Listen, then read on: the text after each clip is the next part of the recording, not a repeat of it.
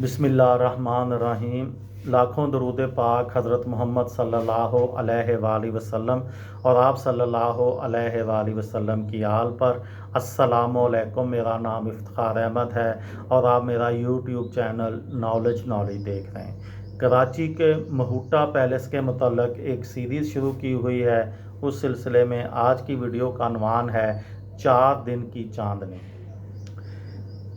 इतनी चाहत से बनाए गए घर में तरियाक की तासीर क्यों ना होती।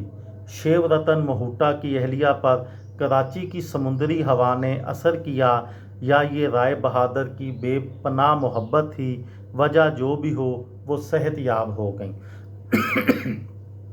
इस मौके पर जो जश्न सेहत याबी मनाया गया वो सेठ शेव रतन की समाजी शख्सियत और उनके महल दोनों के शाया निशान था।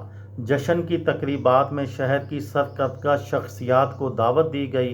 कराची के पहले मुंतखब मेयर जमशेद नसरवानजी भी मेहमानों में शामिल थे।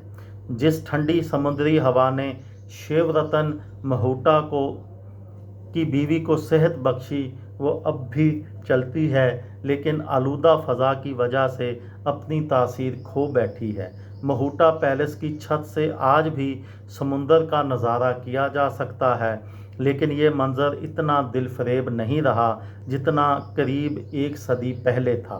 अब इर्द गिर्द कंक्रीट का जंगल उग आया है जो देखने में बदनुमा लगता है। यहाँ तक तो शेव रतन और उनकी पत्नी किसी द्योमालाई कहानी के किरदार लगते हैं जो जालिम जादूगर के चुंगल से निकलकर अपनी बकिया ज़िंदगी हंसी खुशी गुजारने लगते हैं। लेकिन इस स्टोरी का एक ट्विस्ट अभी बाकी है। मियाँ बीवी की ये खुशी चंद ही बरस चली और फिर 1947 का साल आ गया। पाकिस्तान का क़याम हुआ तो दारुल हुकूमत का कुर्रा फ़ाल कराची के नाम निकला। सरकारी दफातर के लिए इमारतों की कमी महसूस हुई तो फैसला हुआ कि जिनके पास एक से ज़ायद घर हैं उनका एक मकान हुकूमत अपनी तहवील में ले लेगी। घरों की तलाश शुरू हुई तो सरकारी अफसर दौड़ाए गए। किसी जालिम की नज़र शेव रतन के महूटा पैलेस पर पड़ गई और यूं ये महल हुकूमत के हाथ आ गया।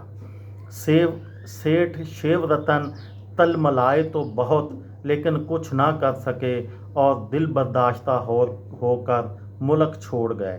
साल हा साल तक महूटा पैलेस वजारत खारजा के टाइपराइटरों के शोर से गूंजता रहा। 1.5 दहाई यूं गुजरी और फिर दारुल हुकूमत कराची से पहले रावलपिंडी और फिर नए तामीर होने वाले शहर इस्लामाबाद मुंतकिल कर दिया गया। जाते जाते सरकारी करंदे महल की चाबियां